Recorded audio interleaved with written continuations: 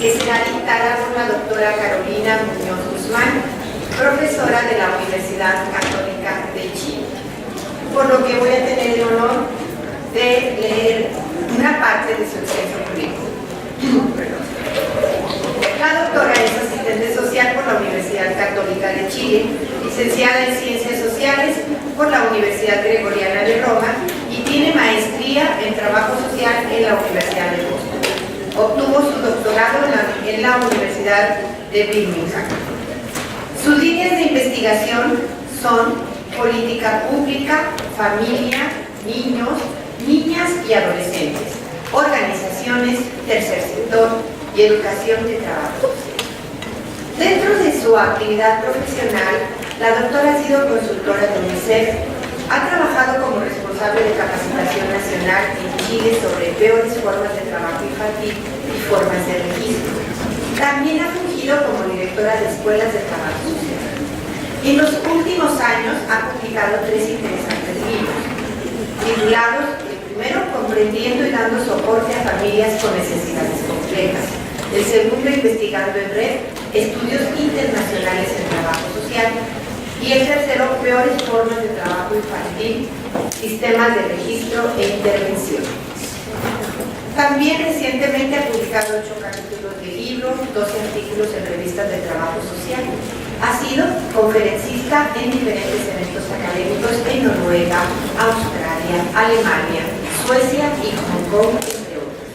Actualmente, la doctora es directora de la Escuela de Trabajo Social de la Pontificia Universidad Católica de Chile. Y pues sin más preámbulo, le damos la más cordial bienvenida a la doctora Carolina Muñoz Guzmán. Le solicitamos que pase por aquí y nos haga el favor de iniciar.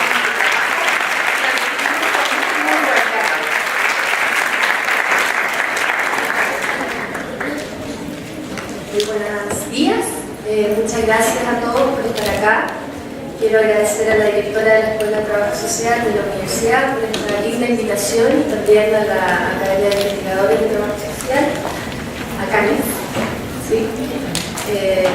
Y bueno, contarles que lo que yo les quiero presentar hoy día es una investigación centrada en cómo trabajar con las familias que son sujetos usuarios de los servicios de protección especial de la infancia en Chile. Antes de contarles los hallazgos de esa investigación, quiero compartir con ustedes el marco conceptual que orienta esa investigación, advirtiéndoles que si bien cuando uno habla de estas familias complejas o que enfrentan necesidades complejas, la verdad es que son familias que se ven enfrentadas a los mismos desafíos y complejidades que nos toca vivir a todos nosotros en un mundo moderno y complejo como el que tenemos hoy. Pero con la salvedad de que estas dificultades que todos enfrentamos se concentran, ¿no?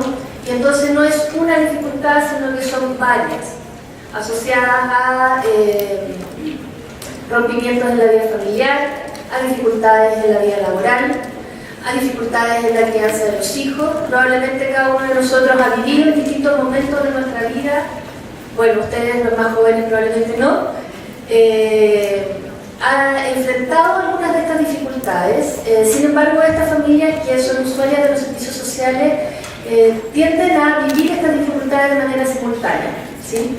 Eso no significa que vivan permanentemente en una situación de complejidad. Yo creo que es importante que entendamos eso porque si no la estereotipamos de una forma permanentemente en el tiempo, sino más bien son entradas y salidas en momentos de dificultad que hacen que satisfagan sus necesidades, todas las necesidades que tenemos todos de una manera más compleja de lo común, ¿sí?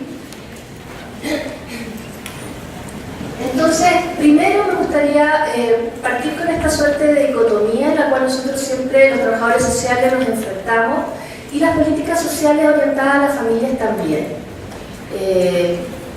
Chile y México tienen bastantes similitudes en cómo enfrenta la política social a la familia. Lo decía ayer el profesor que puso en la mañana. Esta suerte de apoyo que se les exige a las familias para desarrollar la política social, ¿no? Es decir, no es el Estado el que va a apoyar a la familia, sino más bien el Estado le exige a la familia poner todo su esfuerzo en resolver los problemas, ¿no?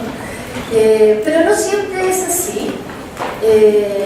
Hay distintas formas de abordar la política social y la relación con la familia dependiendo de los estados y la organización de la política pública en cada lugar. Y entonces tendemos a tener cierta opción más radical por defender el derecho de la familia, y hay algunos otros gobiernos, países, formas de organización de la política pública que tienden a defender más bien los derechos de los niños. Por ejemplo, en Chile nosotros hacemos mucho esfuerzo por propiciar la reunificación familiar cuando los niños han entrado en algún sistema de cuidado alternativo, ya sea residencia o albergue, como llaman ustedes, o familias de acogida. Y entonces a veces esa opción genera largas permanencias de los niños en los sistemas de protección, tratando no de revincular a la familia de origen con su hijo o con su hija. A diferencia de otros estados, por ejemplo Estados Unidos, que hace una opción más radical por los derechos del niño, y por lo tanto si la familia no cumple en un periodo bien específico ciertas condiciones, el niño rápidamente entra al sistema de adopción, ¿verdad? Y lo que yo quisiera plantear hoy día es una opción distinta, ¿no? Que no se trata de optar por el niño o optar por la familia, sino más bien trabajar hacia una relación de colaboración entre las necesidades de los niños y las necesidades de las familias. Y eso supone no solo mirar las necesidades que tiene el niño, sino también mirar las necesidades que tiene la familia, ¿no? Y entonces, en este sistema de cuidado, lo que yo quiero contarles hoy día es más bien cuáles serían esas necesidades de cuidado que tienen las familias para convertirse en buenos cuidadores, ¿ya? Por lo tanto, en primer lugar, salir de esa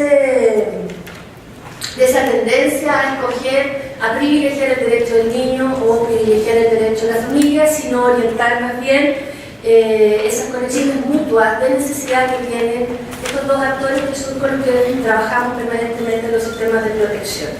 Y por lo tanto el rol del Estado aparece aquí en una lógica de colaboración con la familia, en una tarea que es de carácter universal también, ¿no? El Estado debiera estar disponible para todas las familias, no solo aquellas que viven la precariedad o la vulnerabilidad, sino para todas, en los momentos en que enfrentan situaciones de conflictividad.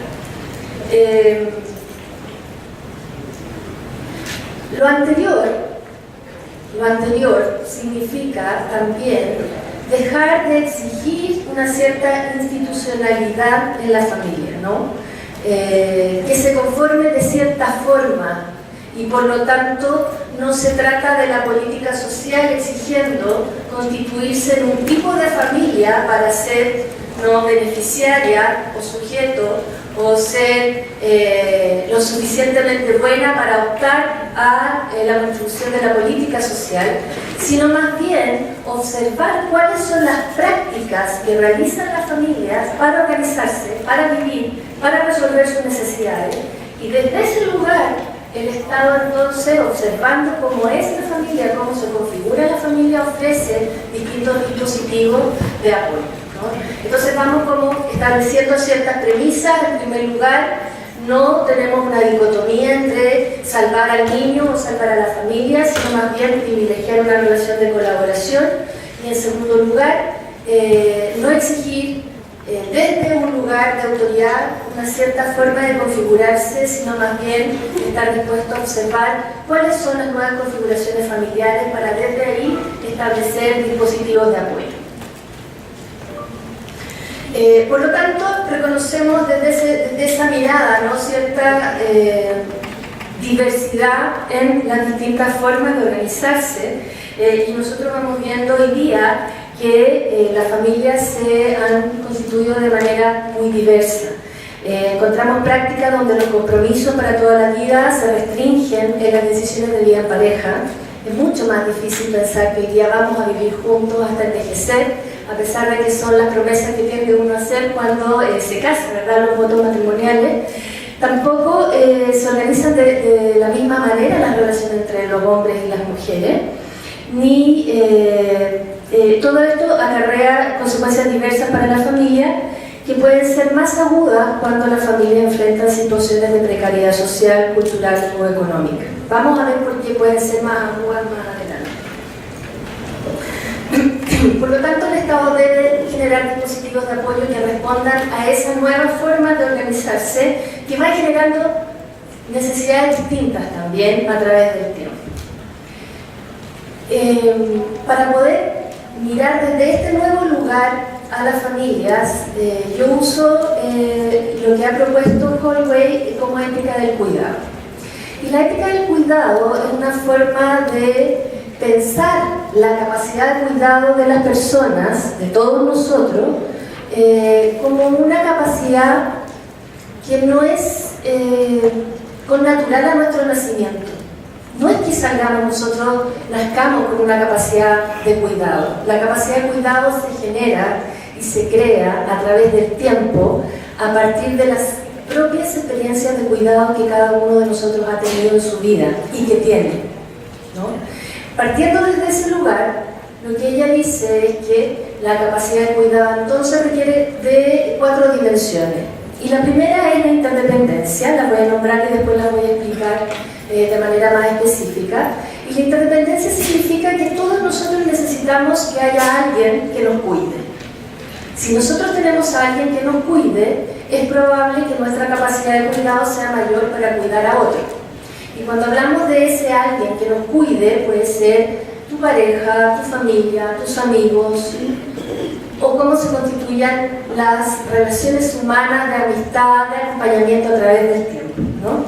La segunda es que hay una relación de cuidado de los padres a los hijos que es unidireccional, ¿no? Esto no es una relación de interdependencia, sino que sobre todo cuando los niños son pequeños, los padres tienen que cuidar a sus hijos de una manera que es más vertical, en el sentido de que los padres tienen una responsabilidad más importante.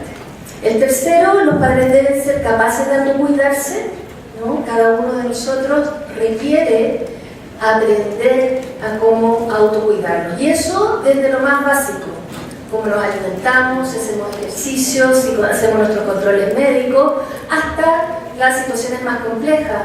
Hacemos reflexiones sobre nuestra vida, tratamos de curar nuestras heridas, tratamos de hacer los duelos que tenemos que hacer respecto de las penas que enfrentamos. Y en cuarto lugar, estamos hablando del entorno, y es necesario también, para poder generar esta capacidad de cuidado, contar con un medio ambiente que sea sano, que sea nutritivo, que nos haga más felices. Cuando hablamos de la primera dimensión, que es la interdependencia, ¿no?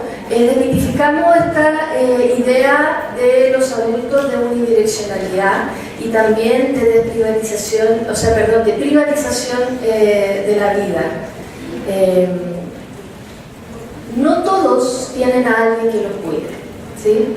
Y esto ocurre en la vida cotidiana. Yo una vez le estaba explicando a mi hermana esto y le decía, sí, en la interdependencia es muy importante tener a alguien que te cuide.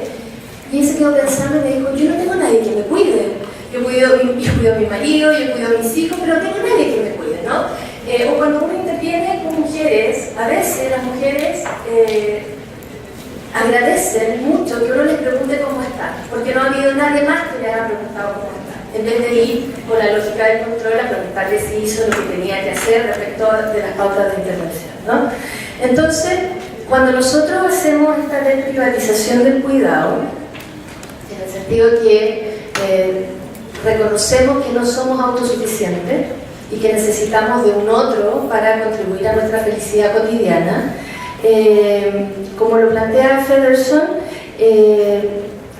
hacemos una suerte de decisión moral, ¿no? De cómo realizamos las interacciones en la vida, y planteamos como una premisa que cada uno de nosotros y las personas con las que nosotros trabajamos vivimos en una relación de interdependencia. La relación de interdependencia supone que van a haber otros que van a estar dispuestos a acompañarme en las decisiones cotidianas de mi vida. Si en ese proceso un trabajador social identifica mucha soledad, mucho aislamiento, uno debiera, ¿no?, con la ayuda de las políticas y de los programas sociales, generar ciertos dispositivos que acompañen a esas personas que viven en soledad. Y eso son grupos de apoyo, personas que viven las mismas situaciones, que a veces colaboran mucho a poder salir de esta autocompasión que uno a veces tiene, ¿no?, de los problemas que les toca, o favorecer las relaciones comunitarias.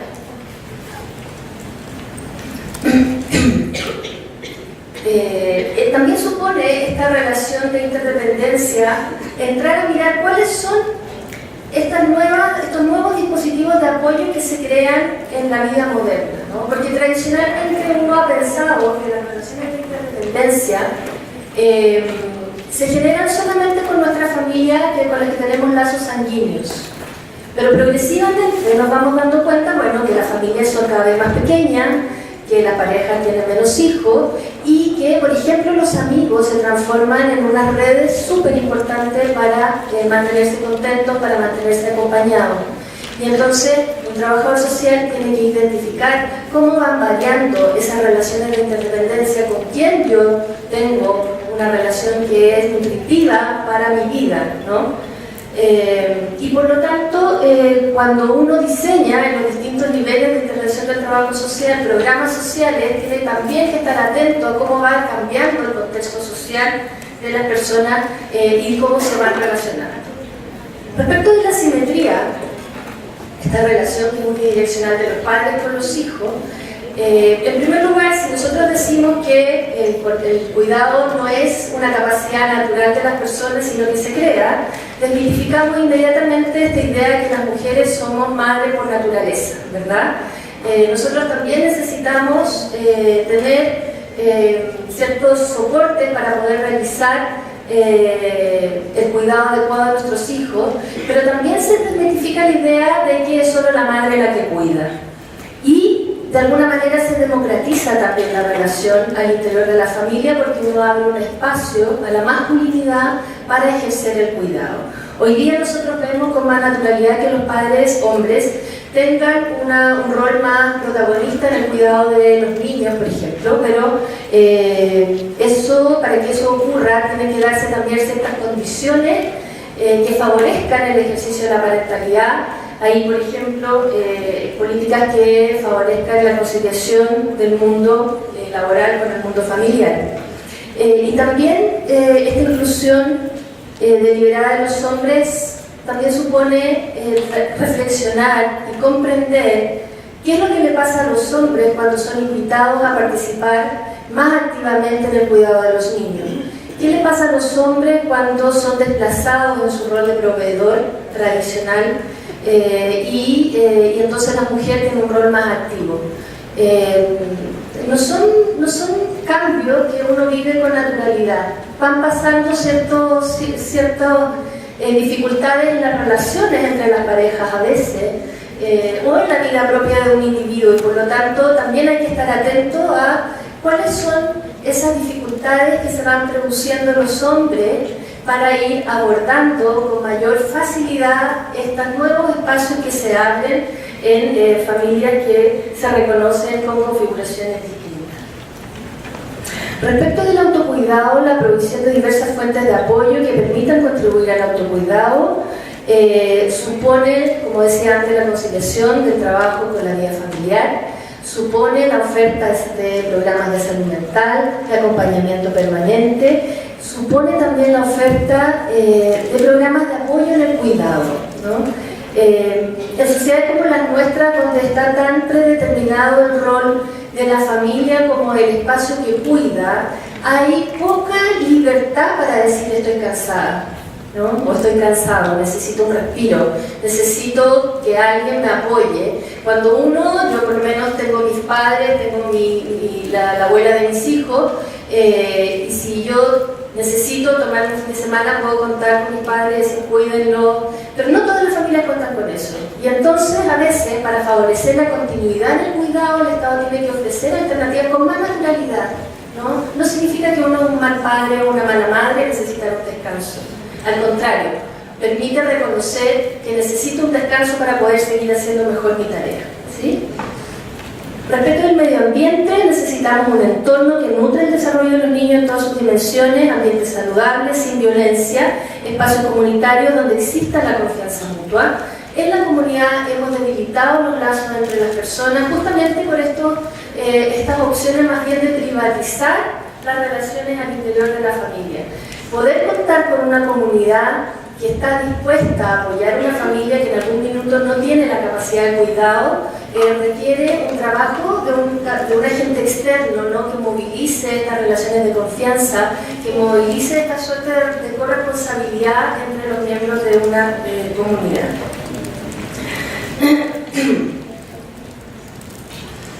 Cuando nosotros este enfoque de la ética del cuidado lo aproximamos a las familias que enfrentan necesidades complejas, ¿no? Porque, como les decía antes, son aquellas que las viven de manera simultánea, que no es una situación homogénea para todas las familias, ¿no? Las familias viven de distintas maneras la dificultad, se producen algunos problemas y con mayor frecuencia, ¿no? Y los problemas que se producen con mayor frecuencia están asociados a la violencia doméstica, a la salud mental, al abuso de las drogas y al alcohol, de acuerdo a Cliven en el año 99. Por lo tanto, si nosotros queremos apoyar a la familia, tenemos que ofrecer un abanico muy amplio de alternativas, asumiendo que existe diversidad, asumiendo que esas necesidades se van a manifestar de manera diversa en las distintas familias.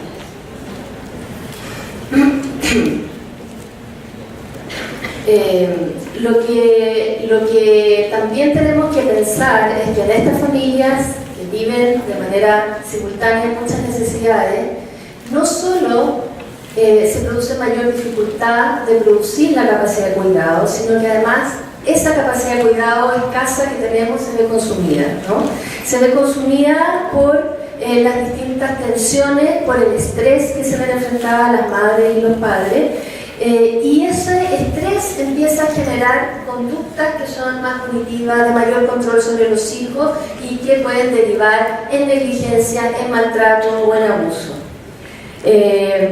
Pero no son solo las relaciones de parentalidad las que se ven afectadas, también se ven afectadas las relaciones de pareja, las relaciones vecinales, y por lo tanto nuestras intervenciones tienen que ser un poco más integrales. Yo diría que hay una dificultad en los programas de infancia, particularmente, donde tendemos a focalizar la intervención en pedirle a las familias que aumenten sus habilidades parentales. Si ustedes observan, la mayoría de los programas ofrece training, talleres de habilidades parentales, sin mirar este otro abanico de necesidades que mujeres y hombres tienen. Y por lo tanto es muy restringida la posibilidad de generar eficacia en las intervenciones, ¿no? Y bueno, bajo este marco conceptual y bajo la premisa de que es necesario entender cuáles son esas otras necesidades que tiene la familia, nosotros desarrollamos un estudio biográfico con narrativas de familias que estaban involucradas en servicios de cuidado alternativo, y lo que hicimos fue reunirnos frecuentemente con una cuidadora o con una persona que estaba dispuesta a recuperar el lazo con su hijo o su hija que estaban en un programa de residencia o en una familia de acogida, para explorar cómo ella había desarrollado la capacidad de cuidado a través de su tiempo, de su historia, ¿no?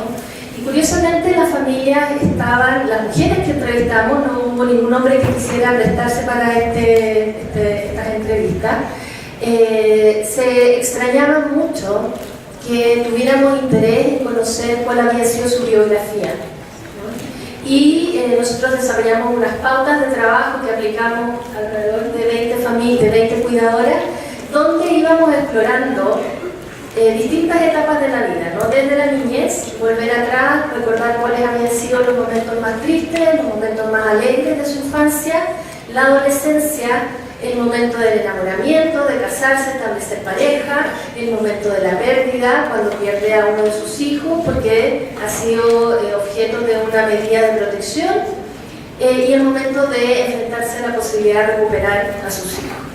El recorrido de toda esta historia de mujeres nos llevó a, bueno, en primer lugar a nombrar el estudio, ¿no? Y decir que son familias que viven al límite, ¿no? Al límite y a la periferia. porque exactamente son familias que sufren el estrés de la dificultad de la vida de una manera más profunda de la que nosotros tradicionalmente conocemos. El primer hallazgo tiene que ver con el tipo de trabajo al cual las mujeres acceden, ¿no? Ustedes saben, progresivamente la mujer se incorpora al mundo laboral. Es un desafío para todos nosotros incorporarnos al mundo laboral, queremos incorporarnos al mundo laboral. Sin embargo, para mujeres que tienen una baja educación y que viven en pobreza o en vulnerabilidad social, las opciones de integración al mundo laboral no tienen que ver con la deseabilidad social, no tienen que ver con lo que ella quiere hacer, no tiene que ver con el proceso de desarrollo personal, tiene que ver con tomar lo que el mercado le ofrece, ¿no? Y una de las, esto se ha estudiado, ¿no? Y lo ha llamado, la Bill Featherstone la ha llamado el capitalismo flexible, y que se traduce, por ejemplo, en las subcontrataciones. En Chile han aumentado mucho las subcontrataciones. Nosotros vemos en la misma universidad muchas mujeres que en la mañana, en la tarde están haciendo el aseo por momentos, por periodos y horarios concretos. Son trabajos que les permiten combinar su vida doméstica con su vida laboral y obtener un ingreso. La consecuencia de entrar en este capitalismo flexible para los pobres a veces son bastante complejas para la vida familiar. ¿Por qué? Porque no se trata solo de romper esa visión tradicional que existe sobre el rol de la madre, que la mujer también tiene sobre ella, ¿no? Sobre estas obligaciones de cuidado que tiene sobre sus hijos, sino que le abre a la mujer un mundo que no conoce, un mundo que tiene que ver con la autonomía en el ingreso, un mundo que tiene que ver con la vida nocturna, un mundo que a veces tiene que ver con el uso de las drogas, y que quiebra la estabilidad que hasta ese momento habían tenido. Si nosotros no somos capaces de descubrir cuáles son esas nuevas dimensiones que cruzan la vida de las personas, sin decir si son buenas o son malas, eso es lo que hay. Y por lo tanto hay que tratar de acompañar a esa mujer que se desconcierta profundamente con el nuevo mundo que conoce y a su familia para que pueda, ¿verdad?, vivir de una mejor manera el proceso de cuidado.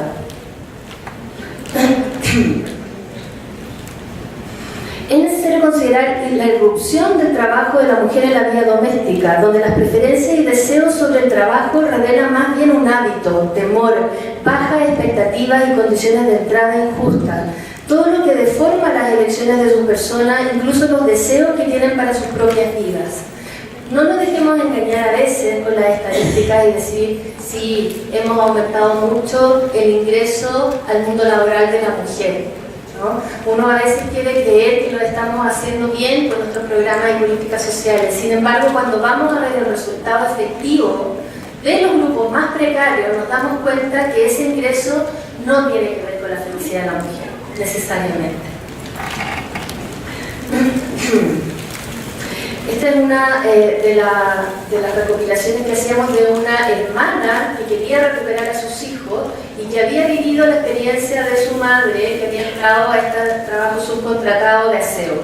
Cuando ella empezó a trabajar de noche, de repente no llegaba, se iba a otra casa o a veces llegaba y se acostaba. Ella trabajaba toda la noche y dormía todo el día. Entonces no tenía noción de la casa, de que había que preocuparse de los niños, de hacer la comida, nada de eso. Ella dormía nomás y después despertaba para ir a trabajar.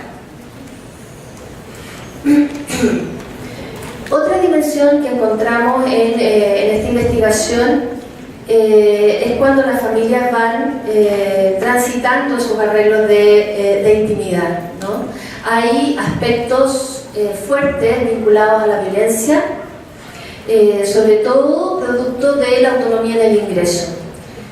Cuando tenemos familias organizadas de manera tradicional, hay una tendencia, ¿no?, a que sea el hombre el que trae el mayor recurso y que sea el hombre el que decide cómo se destinan los recursos, cómo se distribuyen los recursos. Y la literatura ha encontrado que las decisiones que toman los hombres son muy distintas a las que toman las mujeres. En general, no quiero ser peyorativa, pero lo dice la literatura, los hombres toman decisiones más vinculadas a decisiones vinculadas a sus intereses personales Y las mujeres, respecto al uso de los recursos, las mujeres toman decisiones más vinculadas al bienestar de la familia, ¿no? Y cuando la mujer es quien provee, se generan ciertas tensiones en cómo se toman las decisiones respecto del ingreso. De nuevo, eso es lo que ocurre, y por lo tanto nosotros tenemos que estar dispuestos y tener imaginación para poder acompañar esa negociación que va a ocurrir al interior del matrimonio, para que no derive en violencia, para que no derive en conflictos, sino más bien acompañar a decisiones que sean más armoniosas y que incorporen las visiones de los dos miembros de la pareja. Respecto del maltrato, Carvillo indica que la vergüenza se apodera de la razón e impide que la mujer salga para pedir ayuda, pero va menoscabando la visión que tiene de sí misma. Nos encontramos en estas experiencias con historias pasadas, en sus historias tradicionales, con sus madres, con sus abuelas, de violencia, ¿no? Y maltrato hacia la mujer. Y en sus propias vidas las mujeres también habían vivido violencia y la aceptaban. Yo pensaba en los chiquillas, pero también pensaba en la vergüenza, porque mi papá siempre fue así, prejuicioso. Entonces yo decía, mejor me la aguanto nomás. Una cachetada o una patada me la aguanto.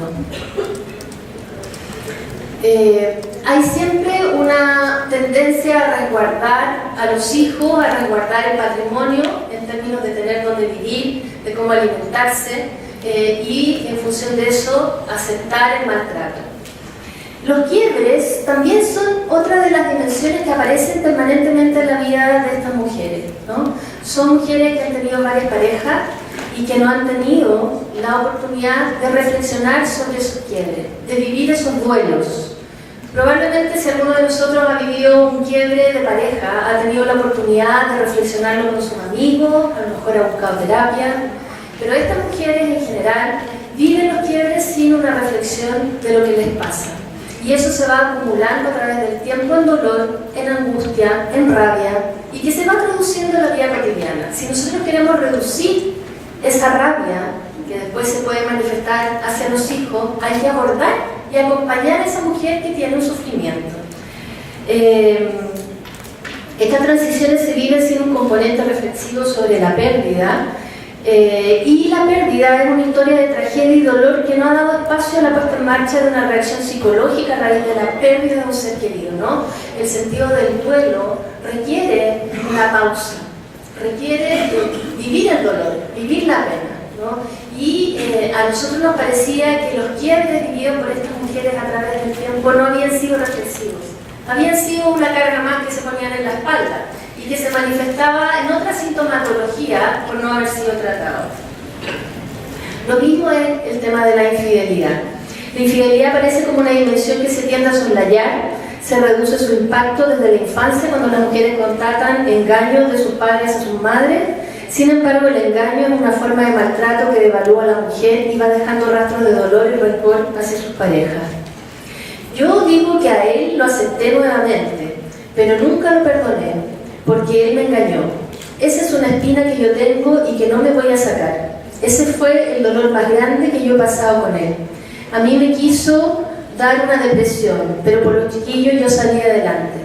¿Se fijan? Es como sobrellevar un proceso que es real, que es de dolor, que es de pena, pero no hay un dispositivo que esté ahí para acompañar ese dolor, para salir adelante y llevar a redituar finalmente en el mejor cuidado de los hijos. Esa no es una relación que es falsa, es una relación que tiene mucha verdad en el tiempo. Sobre los temas de salud mental, obviamente todas estas penas, estos dolores van afectando la salud mental de las mujeres. Los temas abordados referidos a la violencia, la infidelidad, la agresión y el quiebre de la vida conyugal constituyen todos temas de salud mental. Estas historias raras veces son consideradas en los registros de las instituciones que ofrecen cuidado alternativo a los hijos de estas mujeres, lo cual hace que a pesar de su seriedad y dimensiones el problema se mantenga invisibilizado. Por otro lado, una disculpa por la irrupción de los sistemas de protección. Los sistemas de protección no son inocuos, ¿no? Uno, cuando trabaja en los sistemas de protección de la infancia, siempre cree que está salvando a alguien. Sin embargo, uno irrumpe en una vida sin pedir permiso, básicamente. Y las familias no siempre están preparadas para enfrentar esa irrupción. Este es el testimonio de una tía de un niño que estuvo dispuesta a llevarse el niño a la casa. Una sola vez tuvimos un problema, es que el Gustavo le enseñó al Eduardo a bajarse los pantalones. Ahí nosotros lo castigamos. Conversamos bien la situación con mis dos hijos y entendimos que todas las cosas que ha pasado al Gustavo le hacen hacer estas cosas. A él nadie le ha enseñado eso. Mi marido estaba muy enojado, pero yo le dije que yo lo iba a traer igual y que le íbamos a enseñar las cosas para que sea mejor. Hay una suerte de negación de los servicios de protección a la infancia, de reconocer cuáles son todos los impactos que tiene la experiencia de vivir en cuidado alternativo, de vivir en una institución y de estar expuesto al abuso de los pares, de estar expuesto a vida sobresexualizada, y no son preparados los padres o los cuidadores que están dispuestos a acoger a estos niños, no son preparados para abordar de la manera más adecuada las consecuencias que ha tenido vivir en una situación de cuidado alternativo. Las fallas del sistema en la promoción de una ética del cuidado. Las historias biográficas de las cuidadoras quedan fuera de la intervención dirigida a la reunificación familiar. Como les decía, la tendencia siempre es a focalizar en la habilidad parental, sin considerar que esa habilidad parental solo se va a generar si yo tengo resuelto otras dimensiones de mi vida. Las prácticas familiares se han visto alteradas por la demanda de una sociedad que exige mayor productividad, que individualiza y llama por un mayor protagonismo de la mujer sin ofrecer dispositivos que permitan equilibrar el peso de la tradición familiar cargada por la desigualdad y relaciones de poder desbalanceadas entre hombres y mujeres. Esta exigencia, que particularmente nos vemos enfrentadas a las mujeres hoy día, nos afecta a todos y a todas, ¿no? Porque querámoslo o no, cargamos todavía un estereotipo y una visión de nosotras mismas de cierta forma de ser salvadora, ¿no? Y al mismo tiempo nos exigen entrar en la vida laboral y esa tensión genera estrés. Nos genera a todos, mayormente a las mujeres que viven en situaciones de vulnerabilidad. Las mujeres nos vemos enfrentadas a la soledad, a una responsabilidad que es individualizada. La mujer como cuidadora natural impregna profundamente la visión que la sociedad tiene sobre las mujeres y que las mismas mujeres tenemos sobre nosotras mismas. Por ello están dispuestas a soportar violencia, engaño, abuso de sus parejas masculinas con tal de asegurar protección patrimonial en sus niños. Por su lado, los hombres tampoco están desafectados de toda esta situación. Son las madres el arquetipo del cuidado natural y se aprende este rol mejor o peor en base a la experiencia de cuidado maternal que tuvieron en su infancia. No existe una demanda abierta de cuidado hacia los hombres, se tiende a restringir a su rol de proveedor. No obstante, la existencia de relatos que capturan una relación amorosa con la figura paterna abre la ventana a la discusión de cómo incorporar a los hombres en un rol de cuidado y acompañarlos en las tensiones que pueden enfrentar para establecer relaciones democráticas y asumir la pérdida del control en el hogar. Esa es una transición que no es fácil y a mí me parece que tendríamos que tener habilidades específicas para acompañar a los hombres en esa transición. Respecto del tipo de involucramiento paternal relatado por las entrevistadas, en general se refieren a cierta disposición para atender sus necesidades materiales y no parece especialmente mediado por el tipo de relación de pareja que los padres tuvieron con sus madres. Se trataría más bien de relaciones individualizadas entre padres e hijas. Es decir, el rol del padre se tendería a jugar de una manera más unilateral, más del padre hacia la hija, más que padres con hijos, ¿no? Como familia hacia los hijos. ¿Cuáles son los desafíos que tiene el Estado para ofrecer un servicio que, como decíamos al comienzo, debe ser de colaboración y por lo tanto de alianza con las familias que están involucradas en los servicios de cuidado a la infancia?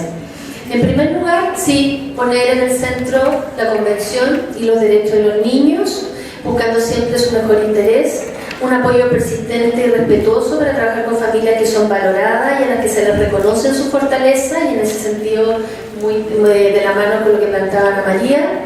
Padres que se reconocen y tienen un conocimiento único sobre su familia y son las principales influencias en su desarrollo, y estas intervenciones deben basarse en una aproximación a la familia como un todo y no como un sistema que está fragmentado.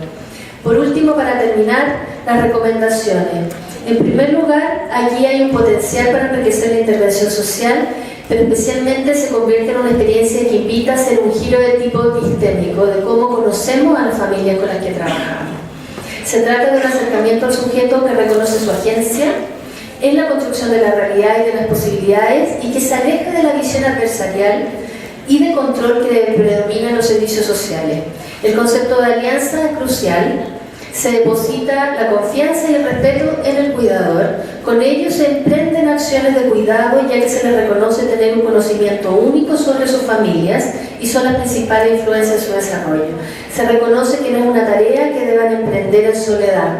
El Estado debe comprometer su quehacer en acompañar a la tarea que surge, como hemos dicho, en el sentido de la interdependencia social. Muchas gracias.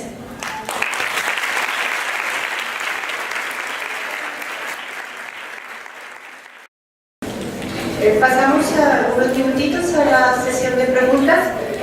Bueno, más que pregunta, un comentario. Felicidades por su presentación. Yo creo que mucho lo que nos regala usted por su investigación va muy relacionado a un área donde yo me desempeño dando clases en la facultad, que es la de desarrollo humano. Ver la situación de las mujeres que están sufriendo estas problemáticas, crisis, cómo lo superan, van muy apegadas a todo lo que vemos con los estudiantes. Yo creo que nos da mucha luz para que vean todas las áreas de oportunidad que tienen para hacer intervención desde la perspectiva del desarrollo humano. Espero que lo hayan percibido y aprovechado y muchas felicidades.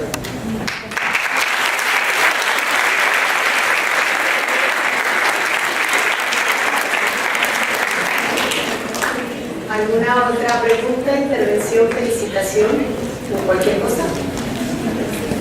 Yo quería preguntar, bueno, ¿cómo, pues muchas gracias, ¿verdad?, por habernos compartido su presentación, pues cómo intervenir con familias en donde, pues vamos, el padre, la madre trabajan, no están presentes, los hijos son familias compuestas, porque ya viven los abuelos ahí también, que a veces pues no tienen control sobre los niños. Los niños se salen a la calle, se juntan con sus pares y ya empiezan a tener prácticas de vandalismo, ¿no? Vemos a niños de 10, desde los 9 años, 10 hasta los más, ¿no?, más edades, pero sí me llama la atención como niños tan pequeños, ¿no? Ya no van a la escuela, los padres no se hacen cargo de sus obligaciones, ¿no? Y los niños no solamente se vandalizan, se pelean entre colonias, ¿no?, sino que también ya consumen drogas, porque también en varios casos los padres también se drogan, ¿no? Entonces, ¿qué hacer con esas problemáticas tan fuertes, ¿no?, y que desafortunadamente se están ya proliferando en varias ciudades del país, ¿no?, y de América seguramente. Pero yo me encontré con eso, cuando yo vi mucho esto ahora que estuve en la colonia de Aguascalientes, bueno, pues se veía ese fenómeno, ¿no? La preocupación de algunas de las personas de la colonia de qué hacer, ¿no?, cómo convocar, si se habla de trabajar con actividades públicas, rescatar espacios públicos, etcétera, hay propuestas, ¿no? Pero también los chicos tampoco quieren trabajar, pues pueden hacerlo, ¿verdad?, ya tienen 18 años, no quieren trabajar porque no ganan dinero, ¿no? Y si lo hacen, le entran a vender drogas, porque finalmente dicen, pues ahí gano más, ¿no? Y si voy a vivir poco, pues bueno, voy a vivir bien, ¿no? Es lo que nos decían los chicos.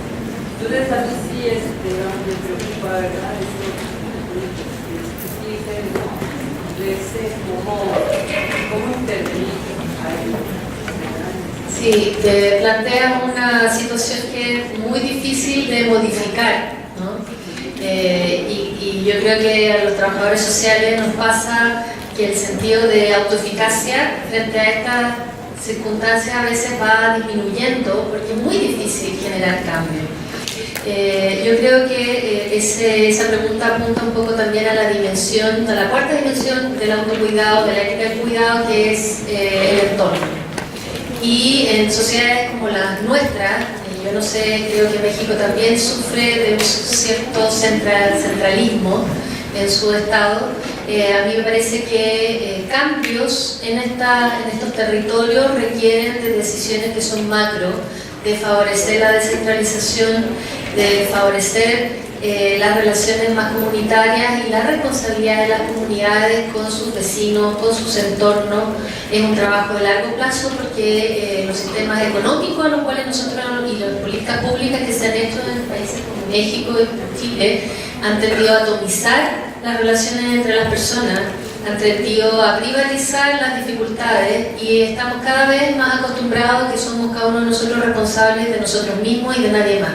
Entonces hay una necesidad de avanzar hacia procesos de valor del territorio, descentralización y una suerte de solidaridad social, y ahí enfatizar nuevamente, ¿no?, el concepto de interdependencia, que la gente en general no le toma el sentido de que la interdependencia significa que no hay nada que yo pueda hacer solo si no tengo a alguien que esté dispuesto a apoyar. Eso. Gracias, doctora. Bien, pues ahora voy a solicitar a la maestra María Teresa Obregón Morales, directora de la Facultad de Trabajo Social y Desarrollo Humano de nuestra universidad, que nos haga el favor de entregar el reconocimiento a la doctora Carolina Muñoz Guzmán por su importante participación en este evento internacional.